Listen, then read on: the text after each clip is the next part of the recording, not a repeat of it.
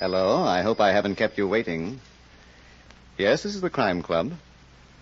I'm the Librarian. Death at 7:10. Yes, we have that Crime Club book for you. Come right over.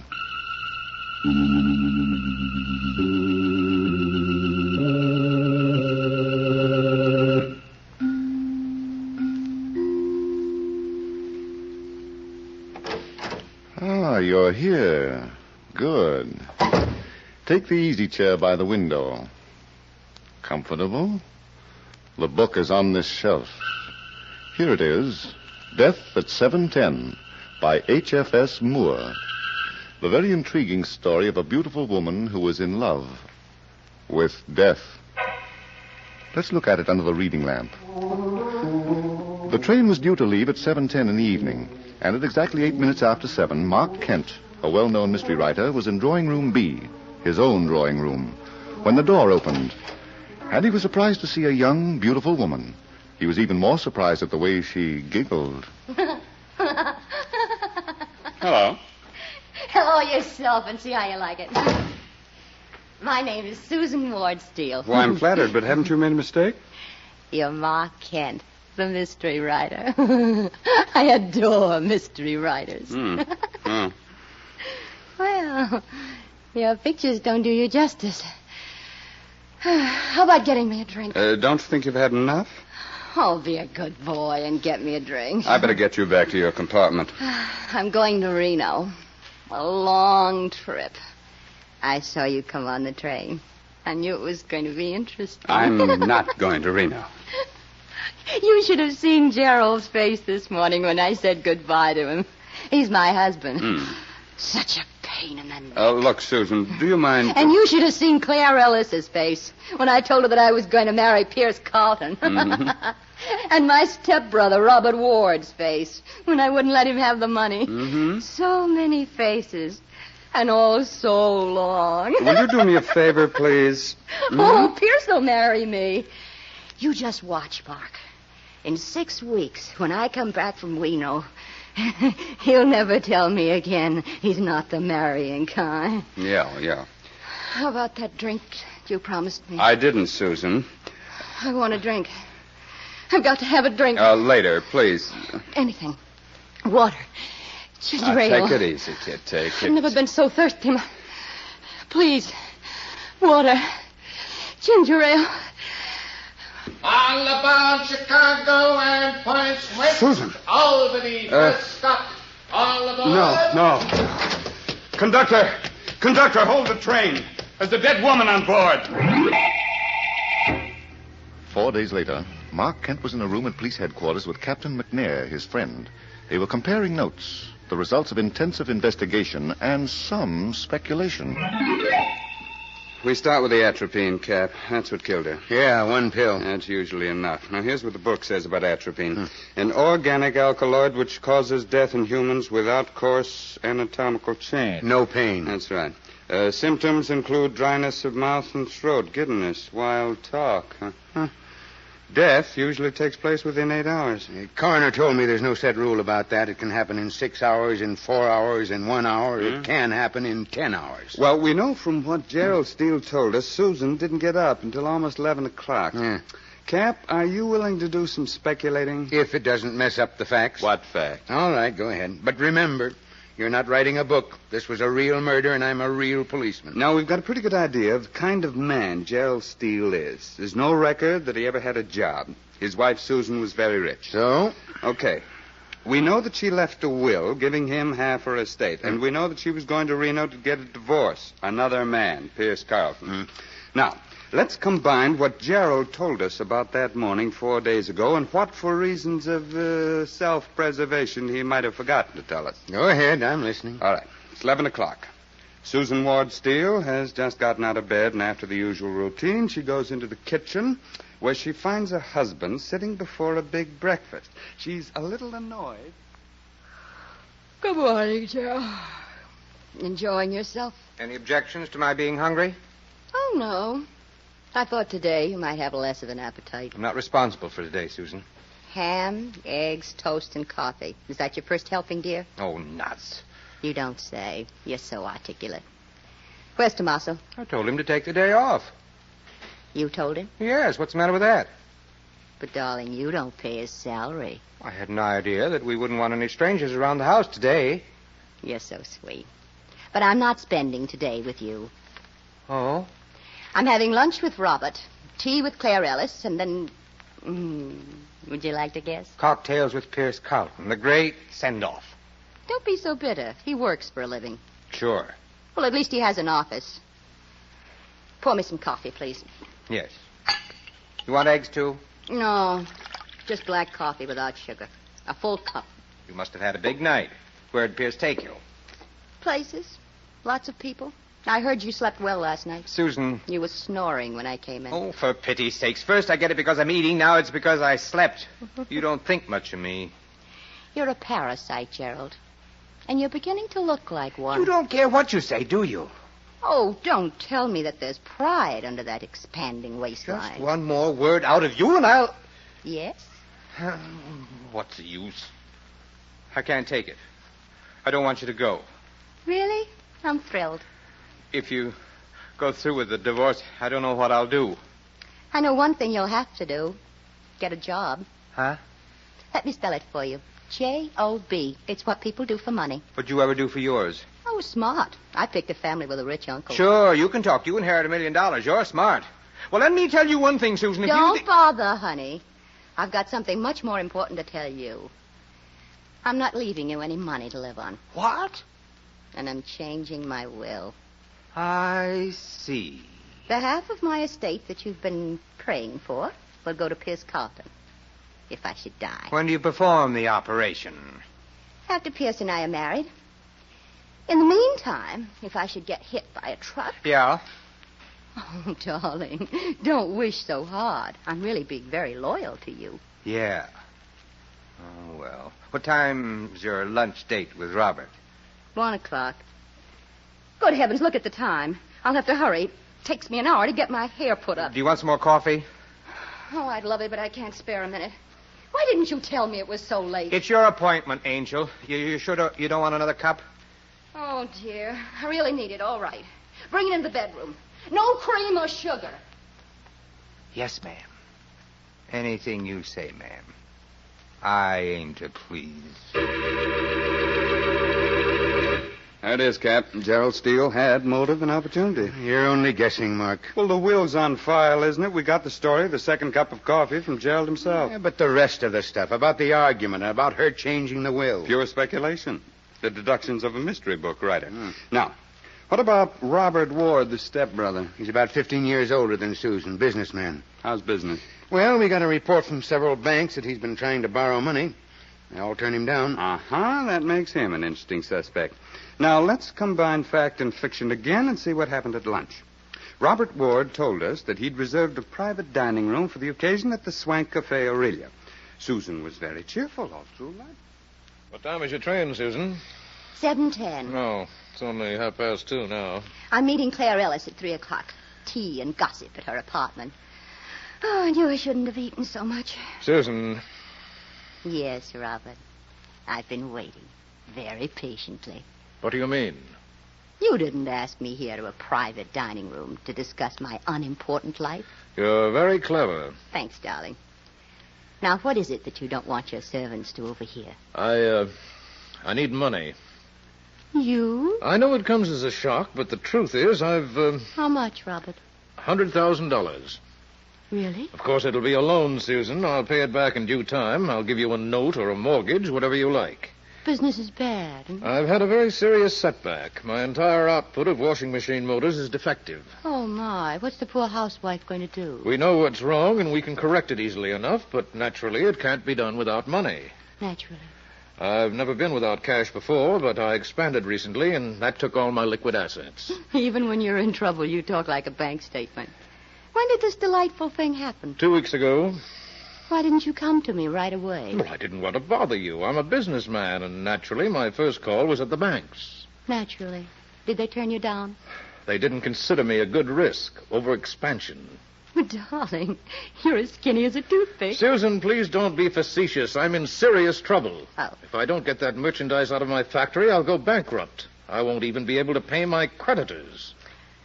$100,000. Yes, it shouldn't mean anything to you. You can spare it. Oh, I can spare it.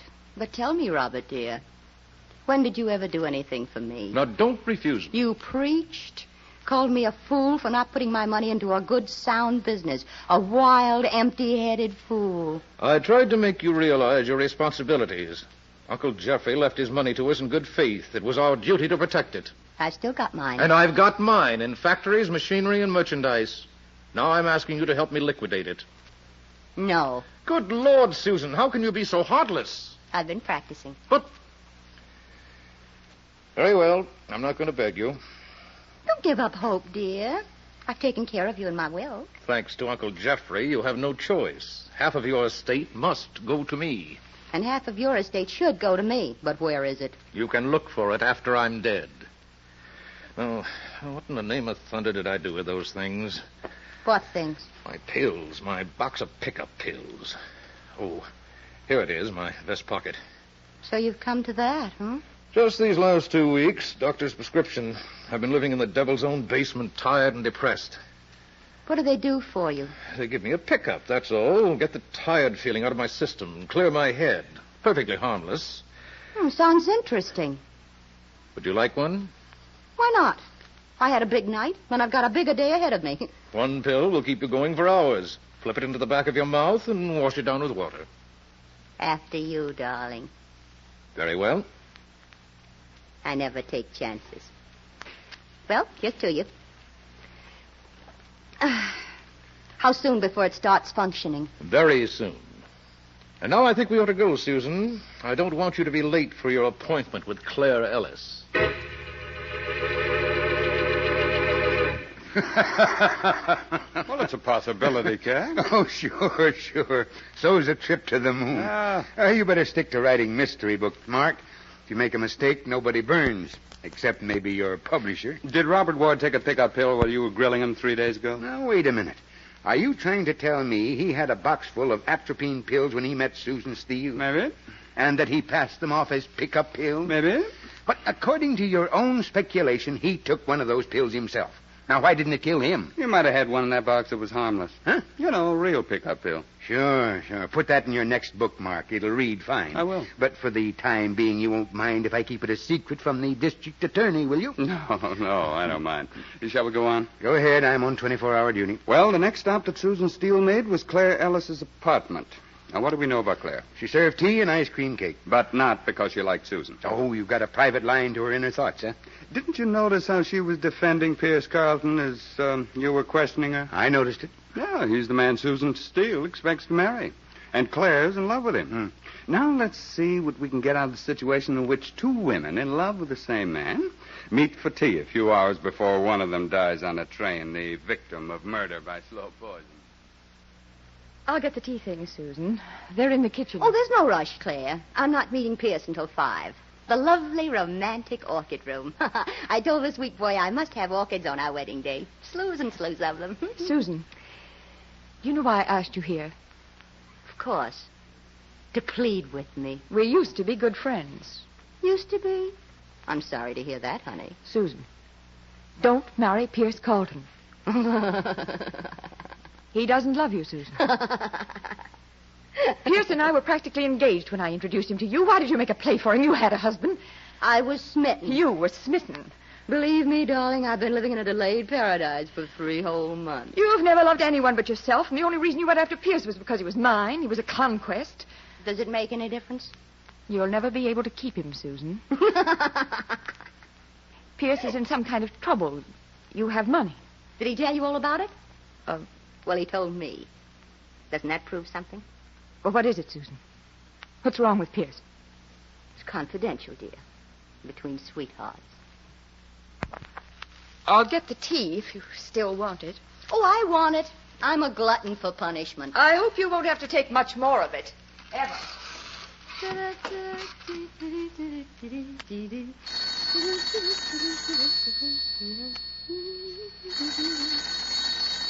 Why not?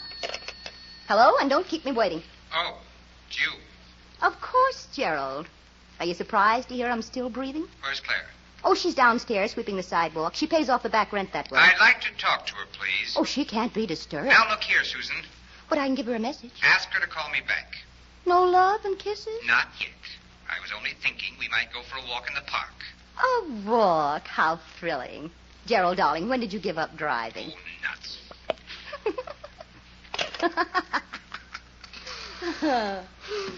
You might have held that phone for me, Susan. Who called? Pierce. He simply had to tell me how much he loved me. Claire, dear, watch your manners. Trays were meant to be put down, not dropped. I'm sorry. And those exquisite ice cream cakes, you almost ruined them. That one's for you, Susan. Thanks, dear, for remembering that I adore blueberries. I never forget a lot of things.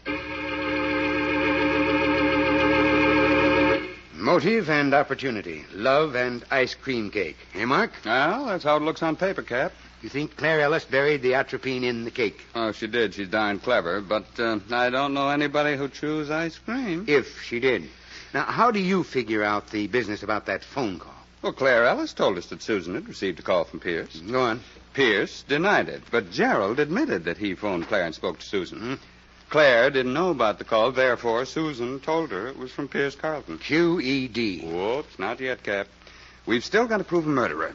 Now, what about Pierce Carlton? He's in the stock brokerage business with his father. Good, solid family background, old stock. That doesn't keep him from being a playboy, does it? I'm not interested in what he does, Mark, only in what he did 4 days ago. And in what he did before that. That goes without saying. My boys are checking. I think they're going to find that he's in a mess.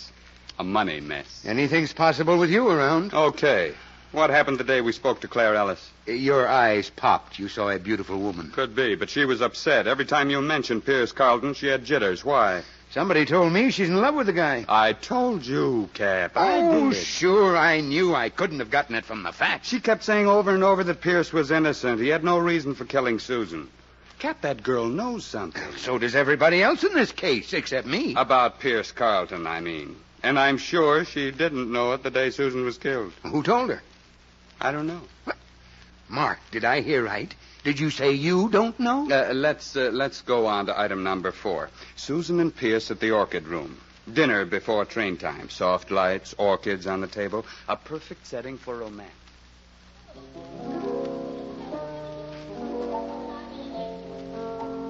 Oh, darling, darling. 6 weeks.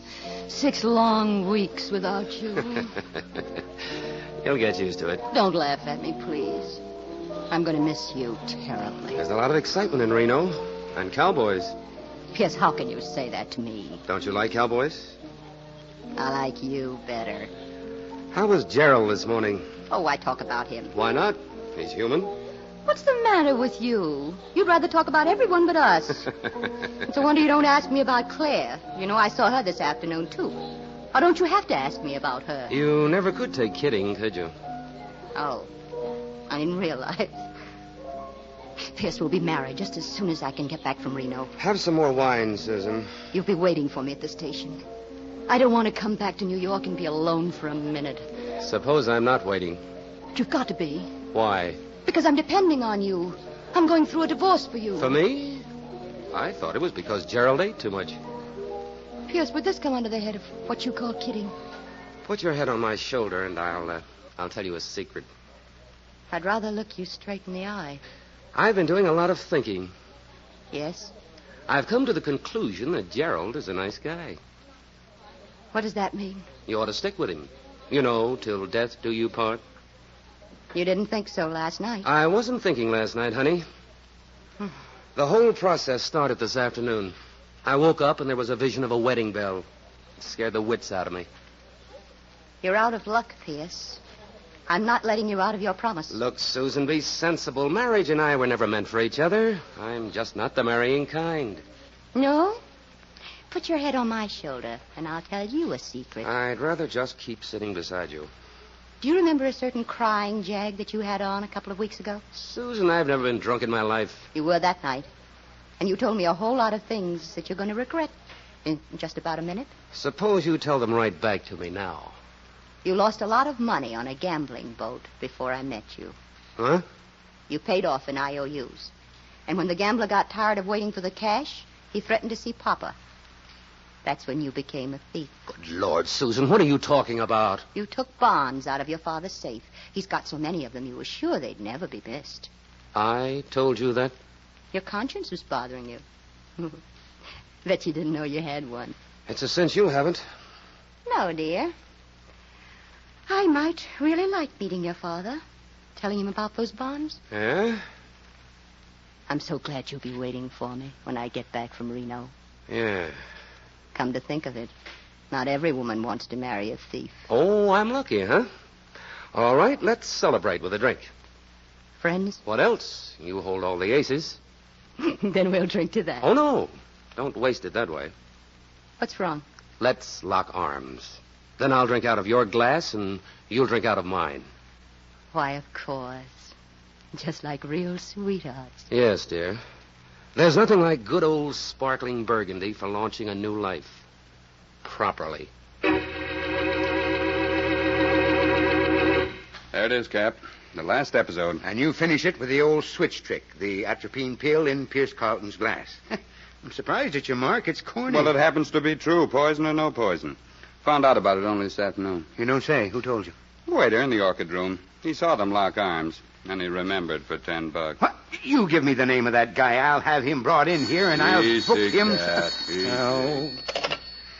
Hello, Captain McNair talking, homicide. That's all right, Finley. Go ahead. What? Are you sure? Mm-hmm. Okay. Check in at headquarters and file a report. I'll take care of the rest. What sign of the horoscope were you born under, Mark? I don't know. Why? Well, you're either very smart or very lucky.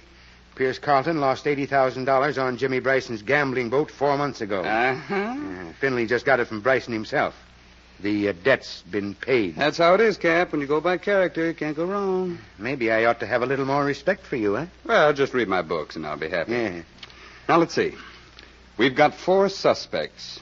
Gerald Steele, the husband, who was going to be left holding the empty bag. And who was still in the will for half of the fortune. Right. Mm-hmm. Robert Ward, the stepbrother who needed money and was turned down. He's in the will for the other half. My money's on him. Maybe. Claire Ellis, the lovesick rival, and Pierce Carlton, who didn't want to get married but who talked too much to Susan. Every one of them had motive and opportunity. What does your imagination advise us to do now? I got an idea, Captain. Can you get me a sample of Susan Steele's handwriting? Yeah, her signature's on her will. I've got a copy of it over there in the case file. All right, let's get the best handwriting man you've got, and then you and I will go to work catching a murderer. Mm-hmm. Does your imagination tell you where? Oh, of course. At my apartment.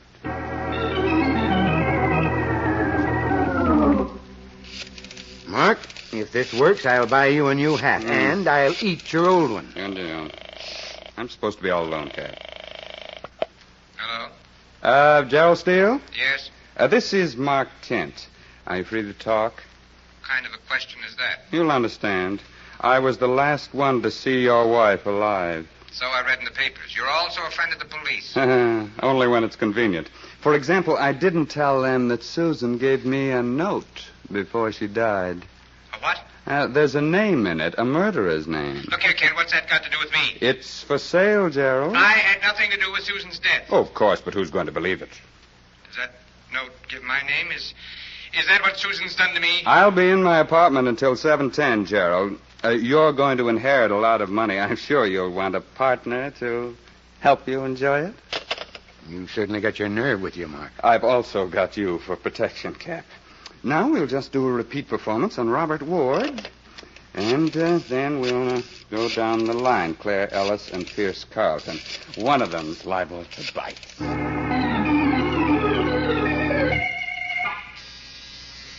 Stay in that other room, Cap, and don't wait for gunfire. Don't worry about me, kid. Yes, I heard you the first time. Hello, Miss Ellis. Come right in. Would you mind if I called you Claire? I want that letter, Mr. Kent. You wouldn't mind. And I thought this is the beginning of a beautiful friendship. All I want from you is that letter. I've got a gun in my handbag, and I'm not afraid to use it. I didn't think you would be. How much money did you bring? I didn't bring any. Well, Mr. Kent? I've got the answer, lady, and I'll take the handbag, too. I didn't kill Susan. Now, please, give me a chance to explain. Sure. Come on. No. Pierce told Susan that he wasn't going to marry her. And I know she put his name on that letter. You don't have to protect that guy anymore. He told me the whole story the day after Susan died, about her threat and why she threatened him. I made him tell me. Yeah, let's go. No, please. Somebody wants to come in here, Ken. Another one? Here's a magazine. Take Claire into that other room and read the advertisements to her. Yeah, come on, you. When that guy works in a case, you never know what's going to pop next. Coming. Oh. Get out of my way, Kent. With pleasure, but I'd be glad to do it even if you didn't have a gun. Mr. Ward? Are you alone? Now that you're here, practically. I don't trust you. Put up your hands and walk toward that other room.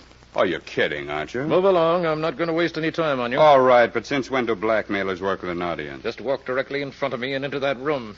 I'm in. You're a bigger fool than I thought, Mr. Kent. You should have protected yourself with a lie. Well, we all make mistakes, Mr. Ward. You've made your last one. I'm going to kill you. Don't you want that letter? I'll find it later, or I'll burn your apartment out of existence. I've got a right to my share of Susan's estate, and the law won't take it away from me now. So it was you who killed her? Of course. I needed money for my business, and she refused to lend it to me, the fool. No intelligence, as she'd have known I was prepared for every emergency. Yes, I sort of had that figured out. This box of pills, pickup pills, a wonderful tonic. Unfortunately for Susan, the one I let her pick was atropine. Don't look now, Mr. Ward, but there's a man behind you. Drop that gun. Drop it. Captain McNair. Yeah, with bracelets you can't buy at Tiffany's. You should have looked when I told you, Mr. Ward. What? Sure. Well, Mark, it gets me how you figured this whole thing out. I'm a dreamer. Would you like to take care of my old hat now? Your old hat? What do you expect me to do with it? You said you were going to eat it, didn't you? Oh, yeah. But I said I'd buy a new one first. Well, a deal's a deal, but I hope you won't mind waiting. No, I won't mind.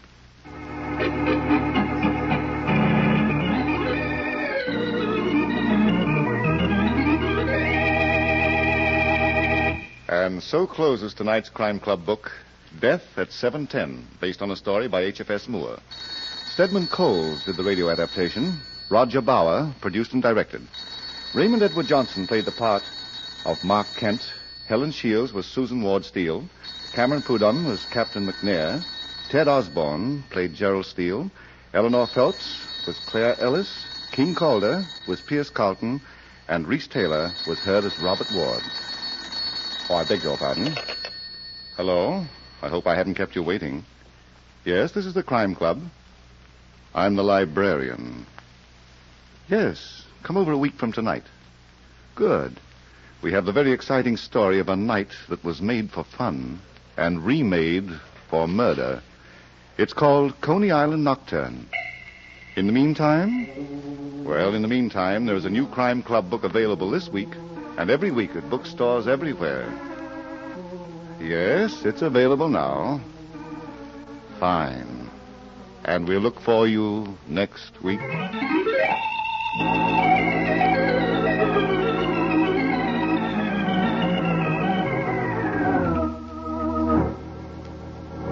This program came from New York.